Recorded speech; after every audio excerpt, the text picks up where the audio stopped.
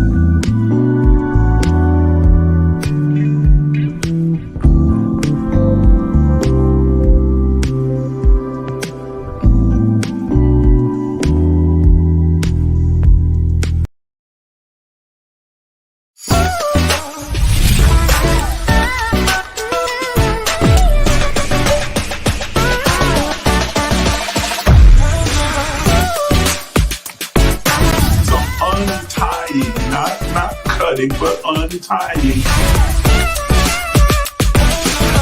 And so the universe then has no choice. First attribute of the secret place. The secret place is a place of revelation. It makes you free because it awakens you and makes you consciously aware that everything that you thought was holding you is an illusion.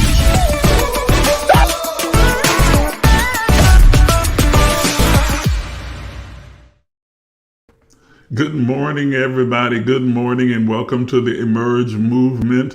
I am your host, Isaac J. Miles Sr., and I am so glad that you have chosen to be a part of this conscious conversation that we're having this morning. Thank you so much for joining me. Hope that you have been having a very good and productive morning, that you enjoyed the morning meditation, especially those of you who are participating in our 90 Days of Abundance plan, a strategic plan for you to apply some practical principles to your life and to reconfigure your thinking so that you began to experience what it is to live in abundance in every facet of your life, abundance in your spiritual life, in your emotional life, your financial life, your physical life, even in your relationships, in every part of your life. You are meant and designed to experience abundance, to have more than enough, to have an overflow and an overwhelming amount of all that you desire. And this plan is guaranteed to work if you follow the instructions. And so I encourage those of you who are a part of it, continue, be consistent, be faithful to it, be loyal to it. You are probably, well, we're 32 days in, so we're not quite halfway. 1/3 of the way through it, and you're already experiencing some dramatic shifts and changes in your experience. Take note of it, be mindful of it, appreciate it, be grateful for it, embrace it, because it only gets better from here. If you have encountered an interruption, maybe you had to miss a day or miss a moment or something along those lines, remember that you can start over. Please do start over. Continue to join in and participate.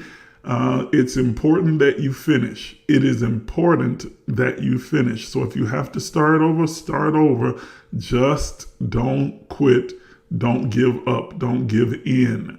Okay. And for those of you who are new and you're like, well, what is this 90 Days of Abundance? It is a strategic plan of practical principles that you can apply to your life over a period of 90 days that is guaranteed.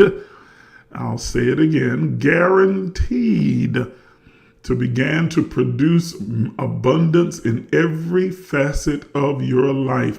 You will manifest the abundance that you desire to have in your life. We all live in the matrix of the reality that we create for ourselves. This plan teaches you how to create abundance in every part of your life. If you'd like to participate, you'd like to get started on the plan, all the information that you need in order to participate is on our website. All you have to do is go to the website and listen to the prerequisite instructions for the 90 Days of Abundance. It is important that you listen to the instructions. They are there. They're also written there as well. And then begin the process. And when you begin the process, follow it for 90 days and you will see guaranteed results. So go over to the website. The web address is on the screen right now. Take a moment and go and check it out for yourself so that you are able to participate in this plan. Okay? All righty. I want to encourage all of you that are on with me this morning to do as I always do. Please take a moment and tag as many people as you possibly can and share this particular broadcast on your page right now so that those who are watching your page or who are your friends will be able to join in on this conscious conversation. If you're watching by way of YouTube, hit the share button and then copy the link, and you can send that link out in your group text to your family members, your friends, your loved ones, and they'll be able to jump on and participate in this live conversation as well. Now, please like the broadcast as well. I need you, if you're on Facebook, to give it a lot of hearts or a lot of loves, because when you do so, it helps us in our interaction with the algorithm, and we get more air and more play, and more people will notice our broadcast. It helps us to expand the platform. The same is true for YouTube. Please make sure that you like it. Comment in the comment section. I always read the comments as you put in your comments in, and we will address any questions or concerns or comments that you have on Facebook as well as on YouTube. Please participate. Let's have a robust conversation around this particular topic. We have been discussing for the last 4 sessions, and now this is our 5th, the subject of uncomfortable truths. And we have covered a number of them together. I'm going to briefly review each of them, and then we'll get to the uncomfortable truth that we'll deal with today. So if you're ready, you got your coffee. I got mine. You know, I always have my coffee. I said I was going to use a different cup, didn't I? Okay, maybe next session, but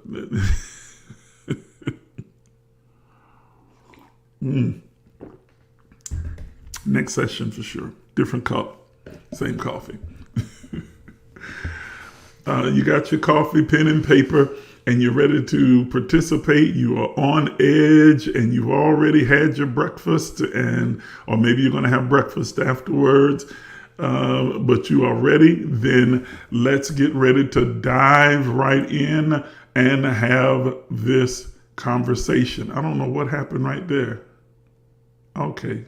Well, anyway, sometimes these systems do something different. Okay. All right. Anyway, I think I got it fixed. So, and we're going to have our conversation this morning. Okay. No coffee.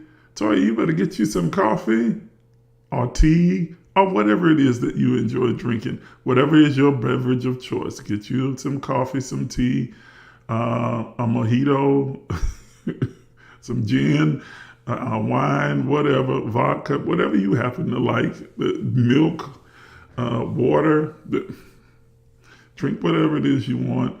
Whatever's going to help you to be able to stay alert. Don't drink too much of that vodka because you'll lose concentration. Okay, y'all making me cut up early in the morning. All right. So let's quickly go through what we've covered so far. The first truth is that no one is coming to save you because you don't need saving. The second one is we have all the time that we need. We simply need to learn to manage it and prioritize it. Third one, the only place your version of you exists is in your mind. Everyone that meets you, everyone you encounter comes up with their own narrative about you, and it doesn't necessarily align with yours. It doesn't matter. You're only responsible for the version of you that you have created and to live in that authentic truth. Life is not fair, and it's not unfair either. Life is exactly what you design it and make it to be. As I said earlier, we all live in the matrix of the reality that we create for ourselves. Your life is the greatest project that you will ever work on. So take your time, be intentional, and create magic.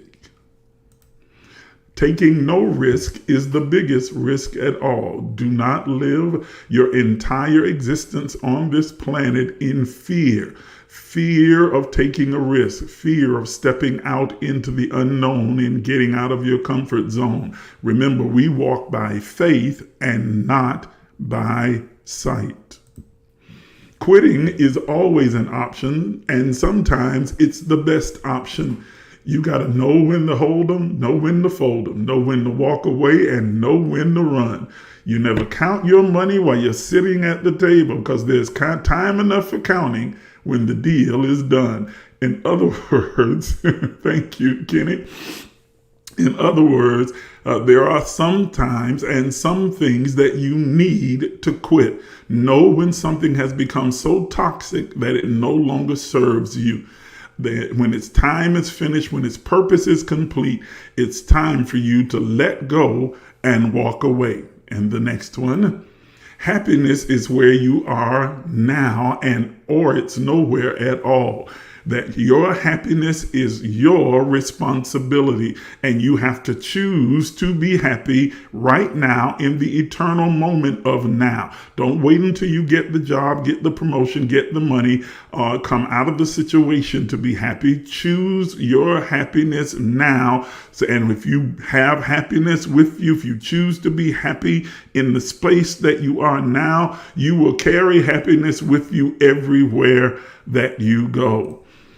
You need to call yourself out, hold yourself accountable, be self-governed.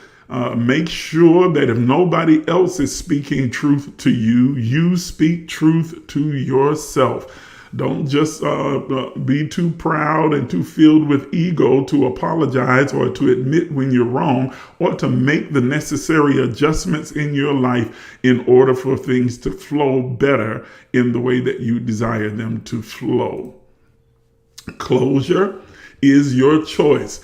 You are not dependent upon anyone's external actions to give you closure. Closure is when you decide it's done, it's over, I release it, I forgive, and I'm willing to move on. Whether they come and apologize or not, whether they ever come and do any acts of contrition does not matter, is not required. It's okay if they want to, but you get to decide when it's time to heal and move forward. It is not your job to fix anyone. This was a tough one right here. Please understand, it is not you are not Mighty Mouse. You're not Superman or Wonder Woman. It is not your job to go and repair and fix and determine the life of any other person. You are only responsible for your own life. You are the God of your garden. Nothing can exist there except you say, let there be. You are not the God of anybody else's garden. All you have is the opportunity, the privilege, and the right to decide whether someone's life choices align harmoniously with your own. If not, then you can offer counsel and advice, but you cannot fix their life. Everyone has to be responsible for themselves. Be careful not to fall into the position of becoming an enabler or codependent and allowing yourself to be controlled by the external forces and actions of another thing or another person. Love is not a feeling, it's a choice. Love is the divine essence of God. God is love, therefore we are love. It is who we are. It is our divine being. And while love may produce a feeling, it itself is not a feeling. And there is no difference in love. There are not different types and kinds of love. God is not love in 4 parts, 5 parts, 7 parts. God is simply love. You are love. What is different is the relationship. The relationship determines or sets the parameters for which and how love will be expressed and experienced. But the love is the same, and you have to choose to love. You cannot control whether someone loves you, and love doesn't have to be reciprocated in order for it to exist. You simply have the choice to choose to love and express and experience that love in any way that you desire. Trust is not trust is not earned, it is given. That trust is not something you have to work for, nor should anyone have to work for your trust in order to try and buy it, earn it, deserve it. You get to choose whether to trust or not. There is no act or action that anyone can ever do that will actually earn your trust. You have to make the conscious and deliberate decision: I'm going to give you my trust. And the same is true of someone else. So don't fall into the trap where you are constantly running yourself ragged, trying to get this person to trust you. They have to make the choice for themselves. And that's not based on who you are. It's based on who they choose to be.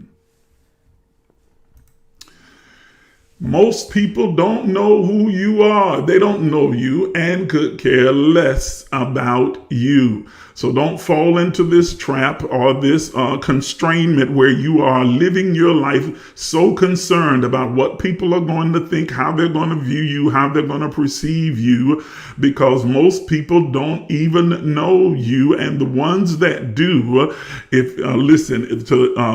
that you cannot control how they're going to view you, perceive you, nor should you be concerned with it. Your concern should be with how you live your life. Do your choices and decisions best serve you? Are they in alignment with who you desire to be and with the original intent for which you were released into the earth? And don't become so depressed and constrained and beat down and battered because of what you feel other people might say or think or how they view you, because there are a whole world of other people out there who don't know you and could care less about what you have done, what you are doing, and what you will do. And so that's where you put your focus. Think globally outside of the small circle that you find yourself in, especially for those of you who live in little small towns and the street committee has painted your name on billboards here, there, and everywhere. Believe me, that is only in your little small town. There is an entire world of people out there who could care less about your past, your mistakes, your errors, your fumbles, your goof ups, who could care less about what those few little small-minded people in your town think of you. So live your life and live it in complete freedom. And then finally, every single person you love will die, and so will you. We talked about this on Thursday night, and it's not lost on me that while we were having this conversation, the fact around this particular uncomfortable truth, the fact that every person you love will die. So don't take it for granted. Don't take those relationships for granted. Make sure that you are present in the moment, that you are letting those people know how you feel about them, letting them know how much you love them, how much you care for them. It's not lost on me that while we were having that conversation, one of my dearest friends was in the midst of her transition. Was in the midst of her transition at the very moment we were having the conversation. And this morning, as I reflected on her life and our relationship over these over 25 years that we've known each other, I began to remember all of the great fun and funny times that we have had together, the times we have laughed and prayed and cried and praised together, the thousands upon thousands of conversations we had on the phone or text messages exchanged or emails, the projects and things that we decided to work on together. When I would go and serve her ministry and she came to serve the one that I was pastoring at the time, where we first met down in Orlando, and all of the friends that are connected to our friendship and how we came to be, I began to remember her in joy that navigating the pain and the grief of the loss is a lot easier when you have so many wonderful memories that remain with you forever. And so it's important that we are mindful of this truth, that every single person we love will eventually transition out of this form. And so it's important that we make the most of it, that we are present in every moment, that we are loving them and they know that we love them. And not only will they transition, but that you will as well. And so equally, it's important that you live your life to the fullest, without rules, without regulation, without concerns about religion, culture, environment, family, friends, or what anyone else will think.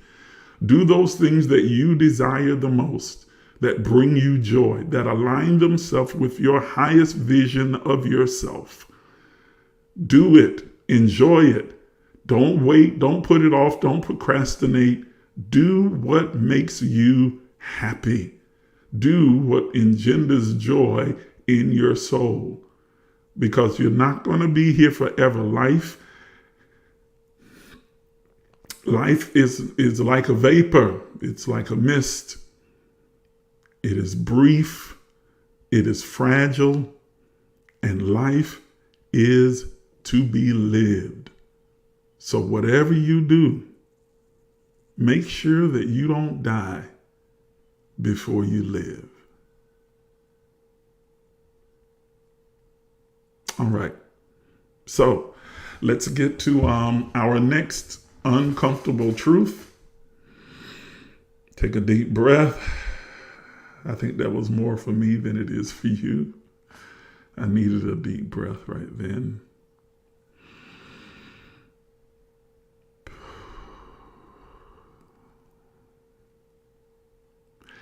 And let's move forward to our next uncomfortable truth. We talked about this one already. We skipped around, so let me move. Here it is. You attract who you are.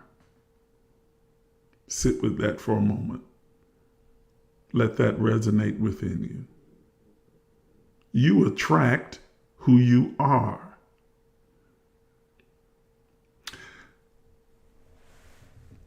Yeah. Think about that for a second. Think about your surroundings. Think about your contacts, your encounters. You attract who you are.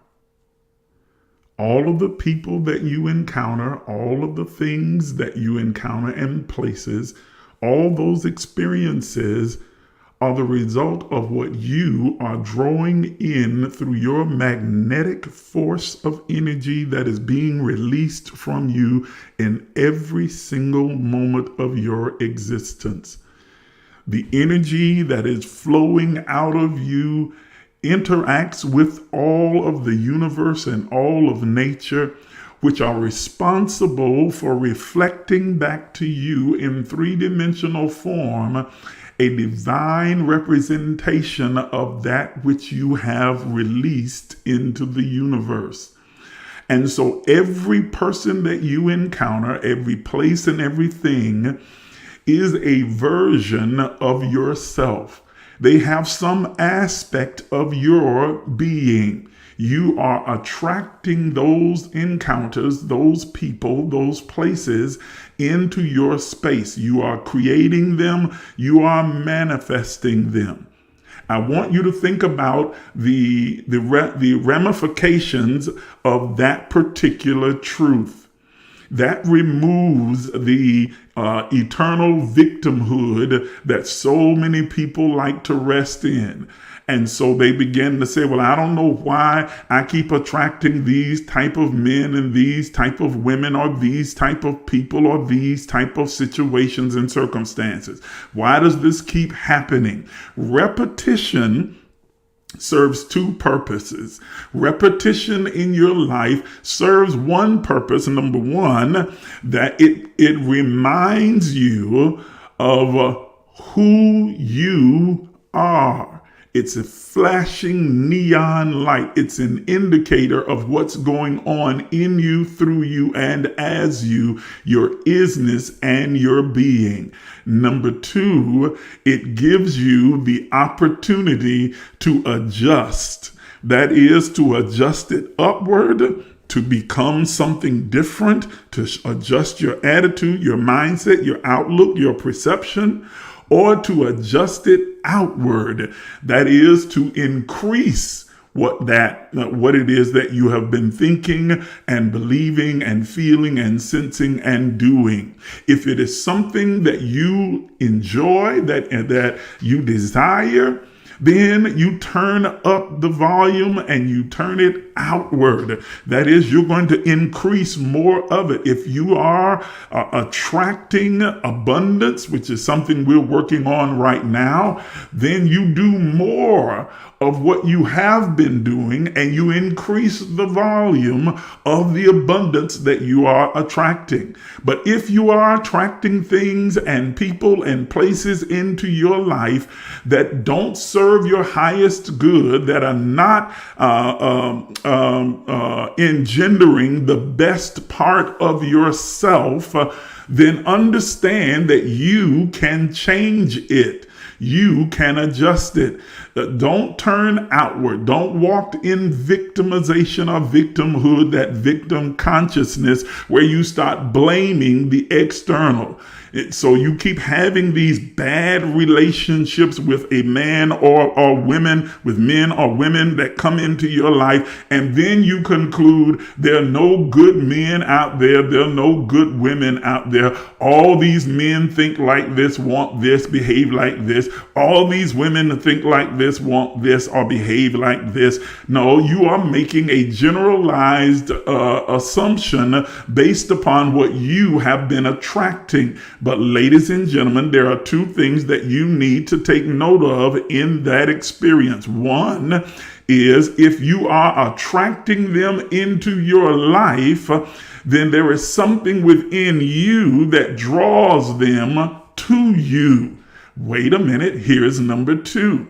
That is, they didn't just enter your life and bogart their way in and take over and force you into a relationship.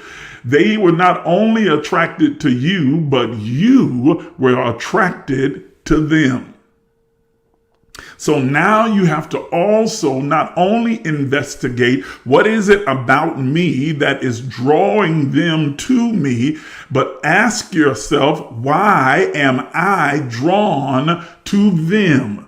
If I am consistently encountering and having and experiencing toxic relationships, then I have to ask myself, what is it about me that is attracting, drawing those toxic people into my life? And why am I always attracted to those who are toxic? What's going on in me that draws me into that kind of relationship? Why do I always find that attractive? Here is where you have to really do the inner work, the shadow work. You have to be insightful of your own being and take the cues of the experiences that you're encountering so that you can awaken and make the necessary adjustments so that you can change what you're attracting and what you are attracted to. Am I getting through to you this morning? Am I getting through? I hope that I'm getting through to those of you who are listening and who are willing enough to be honest with yourself about what's really going on with you. You're through with the blame game and blaming all the men or blaming all the people and places and things, and you are ready to look inward and recognize that I am living within the matrix of a reality that I am creating. Why am I choosing to allow weeds in my garden? Why am I choosing to allow these things that hurt me, harm me, that are discomforting, that don't serve me, to grow continuously in my garden? Why am I creating this reality? Why does this keep showing up again and again and again and again? And it will continue to show up until you get the lesson that it came to teach and you make the necessary adjustment. 1 plus 1 will always be 2. You don't get a different outcome unless you change the equation. Let me repeat that. 1 plus 1 will always be 2. You will not get a different outcome unless you change one of the variables in the equation. If you change one of the 1s to a 2, you'll get a different outcome. Well, if you keep doing the exact same things over and over again, you are going to get the exact same outcomes again, and again. Cause and effect. For every effect, there is a definite perpetual cause. And for every cause, there is a definite and perpetual effect. If you continue with the exact same seeds of causation, you are going to get the same effect. The only way you can change that is that if you are consciously aware of the variables that are involved in the equation and you intentionally, deliberately change that equation so you can get a different outcome. Now, since you cannot change the other person, you are not responsible for anyone else. You can't change the place. You can't change the thing. The one thing that you can change is you. The one thing, the one purpose, that the one person that you can change, rather, is you. You can change your mind, change your perception, change your outlook. You can change your thoughts, change your words, and change your deeds. We understand that the creative process is thoughts, words, and deeds. If I want to begin to attract and experience differently than what I have been, then I can change the variables of my thoughts, my words, and my deeds so that they align harmoniously with what I desire, with what is my highest vision and version of my life experience. If you keep putting garbage in, you will get garbage out. If you keep putting out this energy of neediness and brokenness, then you will always attract those that meet that particular need, that reflect who you really are. You attract who you are. It's not that people are bad. It's not that all places are bad. And I don't want to go to nobody's church because all these churches jacked up. Why are you always encountering the same people, the same experiences, the same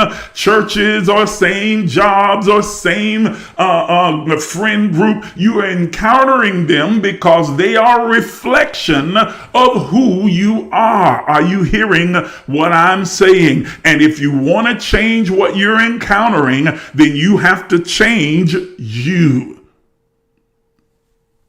I see a comment. Hold on.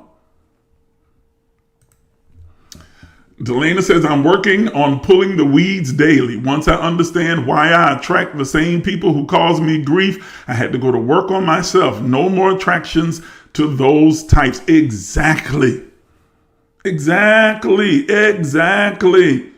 Oh, that is so good. That is profound. That's exactly the practical application that we need. Take note of what's happening. Nothing happens in your life by coincidence. There are no cosmic accidents. Are you hearing what I'm saying? There is no happenstance or chance meeting. You are not subject and submitted to fate. Whatever is happening in your life has intentionality, and its intention is for you. Remember that everything is for you, nothing is against you. So even those things that are uncomfortable, they came with a message, a lesson for you. They are designed for you. And so you can take that dark matter, dark energy, negativity, or whatever you want to call it, and transmute it into a form that serves you by simply adjusting who you are, adjusting your thoughts, your words, your deeds, adjusting your outlook, your perception, adjusting who you are, and it changes your experience with all of those things, and they'll no longer show up, because what will show up will be a reflection of the adjustment that you have made. Are you hearing what I'm saying to you this morning? You attract who you are. It's not the devil. It's not a demon. It's not a spirit. It's not witchcraft and all that other nonsense that religious people throw out there. It's not bad karma and this, that, and it's none of that. It is absolutely, it boils down to you are getting a divine reflection of who you are. Change who you are, and you will change what you encounter, and change what you experience, and change what you perceive. If you change your perception of a thing, then the thing that you perceive will change. That's the quote by Wayne Dyer, and it's absolutely true. When you change your perception of a thing, then the thing you perceive will change. That is an absolute truth. And I'm telling you that you are having these continuous encounters as a result of your continuing to do and be the same as you have always been. These encounters come to give you the opportunity to make an adjustment, to adjust upward, that is, to vibrate higher at a higher frequency and change what you are experiencing and you're encountering and what you are attracting and what you are attracted to, or to adjust outwardly, that is, to increase the volume, increase the amount, so that you can get more of what it is that you are experiencing. You have the opportunity by every encounter and every relationship, by every person, place, and thing that you experience in your three-dimensional walk through this plane of consciousness. You attract who you are. We all do. You attract who you are. Let's move to the next one, which is it ties very neatly with the one just prior. You get what you give, not what you deserve. Lord, you get what you give, not what you deserve. Because remember, deserving is a relative term. It is relative to the person and their own thoughts about themselves. And so you may think you deserve this, that, or the other, and wonder why you're not getting the things that you think that you deserve. That's relative to you, because someone else looking at you may think that you don't deserve it. And from a different perspective, others will say, well, you don't deserve this, or you do deserve X, Y, Z. And you may feel, I don't deserve this. I don't deserve to be treated this way. I don't deserve to have this. I don't deserve to experience this. I didn't do anything. It's not my fault. Why is this happening? But you get what you give, not what you imagine or think that you deserve. It is not relative. It is absolute. Let me say it again. It is not relative. It is absolute. You get what you give. Here is the esoteric science of giving, that giving always mass produces more of itself. Whatever you give, whatever you sow, whatever you release, whatever you emit, returns to you, good measure, pressed down, shaken together, and running over. Whether that is positive or negative, however you want to view those two particular terms, whatever it is that you send out, you are putting it into a supernatural copy machine that will replicate what you have put in, and it will replicate it in multiple forms. It comes back to you again and again and again and again and again with tremendous amounts of increase. choice. You don't get what you think you deserve. You get what you give. Things don't come just because, well, I'm a good person. Okay, well, if you are good, that's what you're giving. You're giving goodness, and goodness will return to you. But goodness doesn't produce money. You have to give in order to get. You get what you give, not what you think you deserve. Apples only come from apple seeds. Bananas come from banana seeds. Roses come from rose seeds. Pine trees grow from pine seeds. Every seed of causation, every seed that is sown or released released into the earth produces after its own kind. Everything produces after its own kind. Humans don't give birth to dogs, who don't give birth to cats, who don't give birth to elephants. Everything produces after its own kind. And so it is with every other facet of your life. Give, and what you have given shall be given unto you. How will it be given to you? Good measure, pressed down, shaken together, and running over. Who's going to give it to you? Men. That is your encounters and places that you come into. They will be drawn magnetically to you, and they will give into your bosom. Men, mankind, other people. Not men in species, but men as in mankind. Not the male, but men. Mankind will be drawn to you. People are drawn to you, and they will give into your bosom. That is the thing that you are passionate about, the thing that you care about, the thing that is central to your being and your concern. They will give to that. What are you passionate about? What do you care about? What is at your core value? What is your purpose, your original intent? Because when you give, then the universe draws people into your sphere of influence that will give to your passion, give into your bosom. And the same measure you meet, that is, in the amount that you give, you get to determine the amount of your return. The same measure you meet shall be measured to you again and again and again and again. In other words, you're not going to sow one apple seed and get an apple orchard. You will get an apple tree that has multiple apples on it, but it's not going to give you an orchard. You determine how many of those trees you're going to have, the size and scope of your return by the amount that you decide to give. Are you hearing what I'm saying?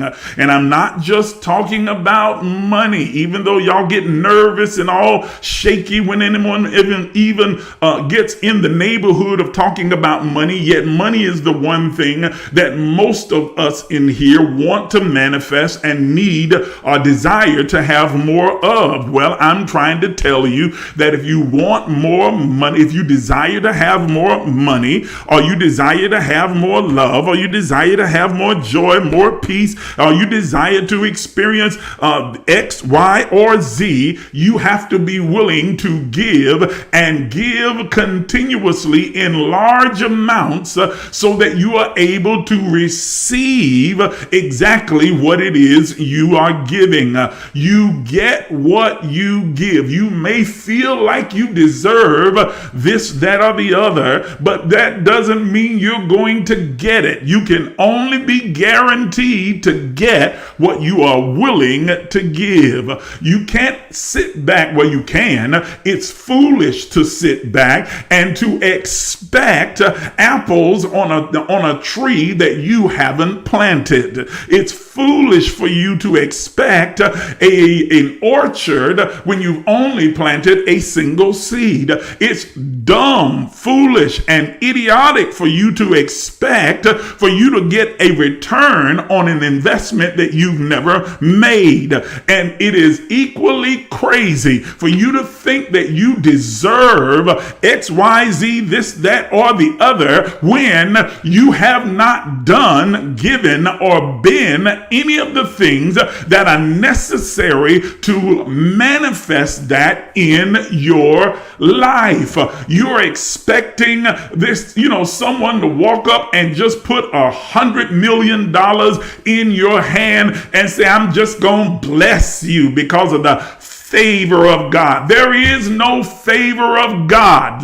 Oh God, I know I'm making some church and religious folk mad with me, but I'm gonna say it again. There is no favor of God. The very concept is antithetical to all that God is. Even your Bible that you believe tells you God is no respecter of persons. God doesn't have picked favorites. If there is this favor that you have but others don't have, then that means that God does not deal with mankind equally, but God deals with all of us equally. The universe is an equal opportunity engagement. All of us have the same opportunity to engage with the laws that govern the spirit world or the kingdom of God or the universe, however, whatever term you want to use. We have the equal opportunity and the capacity, ability to engage with those laws and curate and create the kind of lived experience that we desire. It is not the favor of God. It is your understanding of how the laws of the universe operate and then using them to your advantage so that you can have the lived experience that you desire. You get what you give, not what you think you deserve. Let me say it again for the people sitting in the back and who are sitting there quiet with your arms folded. You get what you give and not what you think you deserve. You find yourself situationally in situations and circumstances where you want to demand. Well, I hear people say this all the time. I demand respect. I demand that you treat me with this level of respect and honor and so on. And yet you respect no one. You show no one any level of respect or honor or a deference. And so you have a unrealistic expectation that that's going to be reflected in your own lived experience when you have not released the seeds of causation that will produce that experience. You are foolishly expecting apples from a tree that you have not planted. You are expecting a harvest without seed. Are you hearing what I'm saying to you? You have to give what you desire to get. You only get what you give, not what you think or you imagine or what your mama, your grandmama, your cousin them tell you that you deserve or you don't deserve. You don't deserve that. Don't nobody deserve to be treated this way. You don't deserve to be hurt like that. You don't deserve to go through that, honey. You have to examine. Here we are again talking about what you attract. Go back and look within, do some self-examination and figure out what seeds did I plant? What were the cause that created this effect?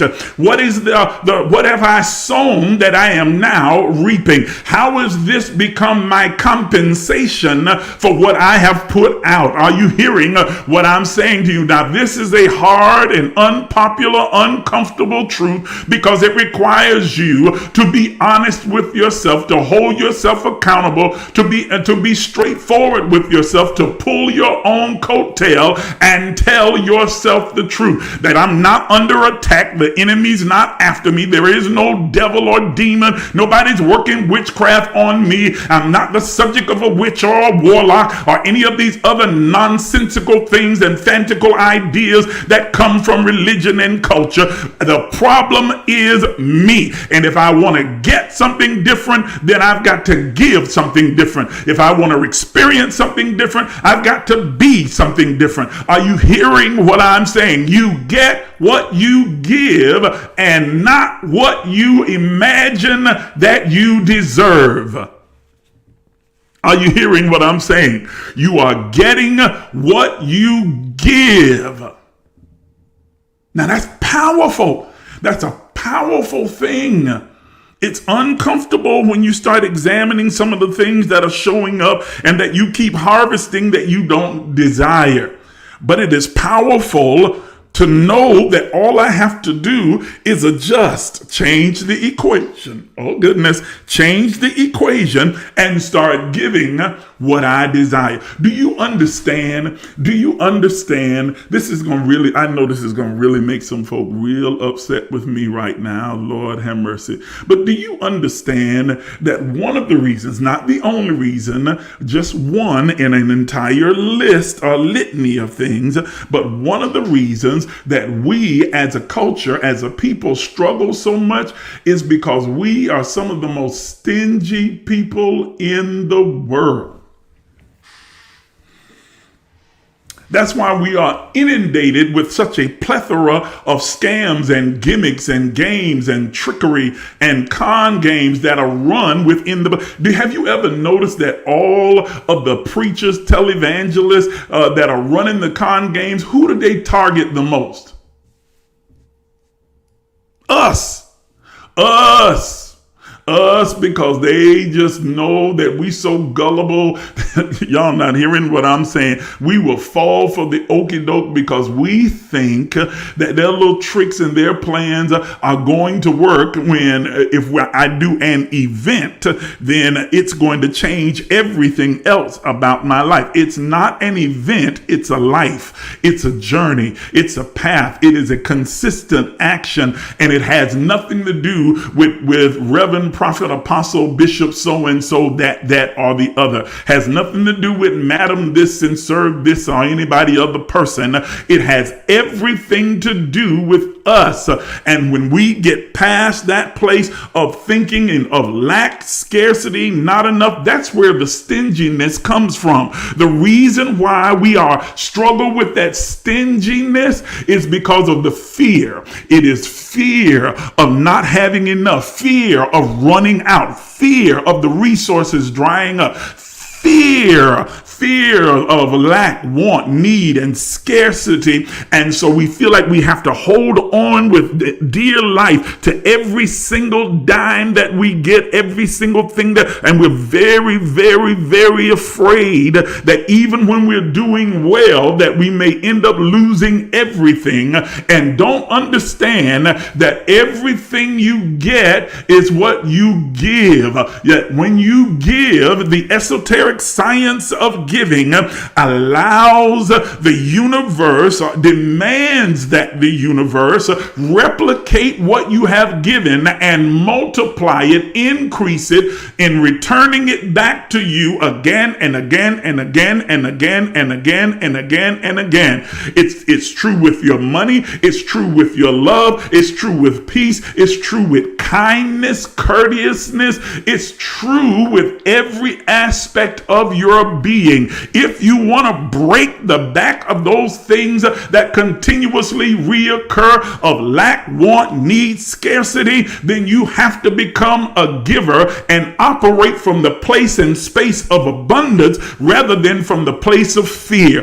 The fear of your resources drying up, of the brook growing dry. If you are walking in that level of fear, that fear is going to replicate itself and give you an exact physical representation of the thing that you are fearing, because it is the dominant thought in your mind. But when you operate from the place and space of abundance, that there is limitless, infinite resources, and that the Spirit of God within me is the source of my supply, and it absolutely is limitless, boundless, endless, and infinite, then you not only release and generate that kind of energy going out of you, but then the universe, or all of the kingdom, or everything around you, the spirit world, whatever terminology you want to use, is now obligated, because it is designed to give you a physical manifestation, a replication of the space and place that you are operating from. That is to give you a three-dimensional experience of the abundance that you are releasing into the earth realm. You get what you give, and not what you think you deserve. Are you hearing me? Toya says, it's my responsibility to make the adjustments needed to change the outcomes. Titled Just Right, but so true. It's true. It is each of us, our responsibility. You get what you give, not what you think you deserve. Okay? It's been an hour. My time is up. Oh my goodness, I wanted to get through a couple more. All right. I'm out of time. Whew, I need a drink.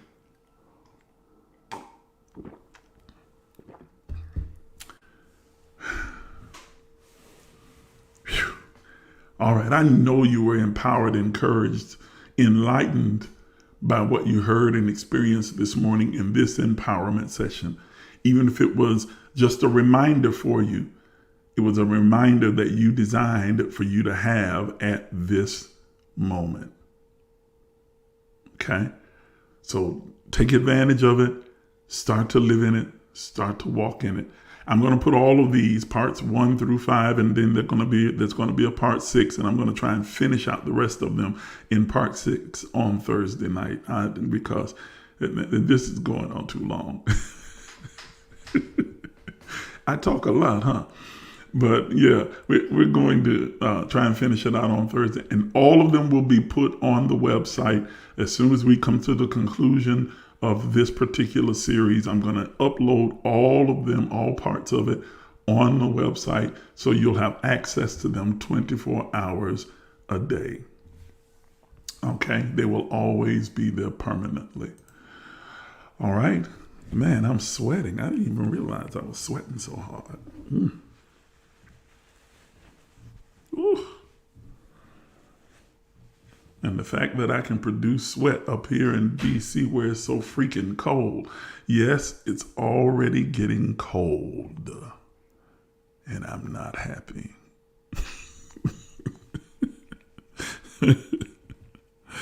Oh, this cold weather is not my friend. I am not pleased with it. All right. Thank you so much for tuning in. Listen, as always, if you would like to give in support of the platform here and what we're doing, the information is now on your screen. You can take a moment right now while you're thinking about it, while it's forefront of your mind, and give and in support of the work that we are doing. You can give a seed, an offering, your tithe. You can give just a one-time gift or an endowment, whatever it is that you desire to do. You can do that now. You can give whatever you desire to give, whether that's $1 or $10,000 or $100,000, whatever you desire to give. Remember that you get what you give and not what you think you deserve.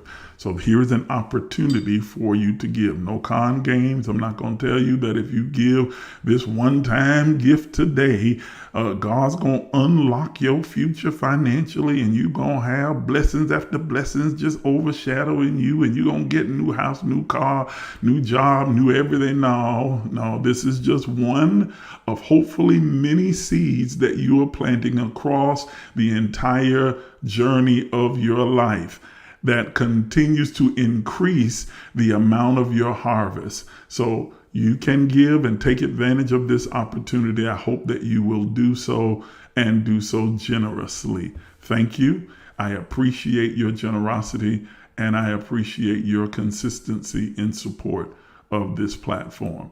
We'll be back here on Thursday night at 7:30 and we'll continue some uncomfortable truths and we will hopefully conclude the series on Thursday night. I'm going to do my best. I'm going to do my best to try and conclude it on Thursday night. I've been putting up little clips and snippets of what we've been discussing, our empowerment sessions, using them as reels on Facebook, on Instagram, on TikTok. And if you don't follow me on those platforms, please take a moment and go and follow me. Follow me on Instagram, follow me on TikTok, and here on Facebook as well as on YouTube. I've been putting up some snippets on YouTube as well. Follow my page on YouTube as well so that you can see those snippets and help me to be able to spread the word and expand the platform. Gotten some really good responses from each place. I think the most productive place so far has been Instagram. There's been about 1,700 responses from the clips there on Instagram. Not quite as many on Facebook and YouTube and TikTok, but still every encounter, every interaction is important because it lets us know that we're getting the word out, that we're having an impact. So please support that as well by just viewing and clicking like and don't share it with your friends. Don't just view it for yourself. You can download it from my TikTok and you can share it and send it out in a group text. It's in little small 60-second bites so that it's easy to download and easy to send out in the text message.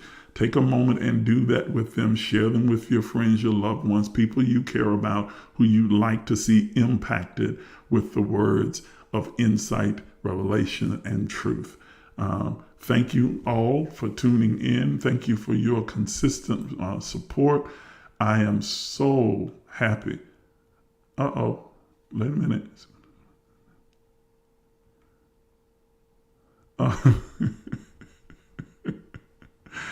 Thank you, Toya. You are so sweet. I swear I appreciate you so much. All of you. All right. So have an absolutely splendiferous day. Go out and do something fun. Remember, those of you who are on the text thread, remember the assignment that I sent out to you. And if you're not a part of the text thread, then you need to go ahead and sign up for it. It's our free text notification. The information scrolling at the bottom of your screen. You text the word emerge to 833-444-0163. And you'll be included. Doesn't cost you a dime. I always send out a text to let you know when we're getting ready to come on the air, but I also send out encouraging words and inspiration. And in this case, a specific assignment that is centered around our last conversation on Thursday about the preciousness of the relationships and the time that we have on this earth. Those of you who received that text, I want you to be mindful of that over those, I said over 7 days. I sent it out on Friday or Thursday? Friday. Yeah, I sent it out on Friday. So you have until the coming Friday to complete the assignment. Be intentional, be deliberate, take action to do exactly what you were instructed to do and see what the outcome and the results are going to be. Okay? All right, so do that. Be kind, be sweet, be loving, be generous, be the wonderful and beautiful, brilliant person that you are throughout the rest of the day. Goodbye, everybody.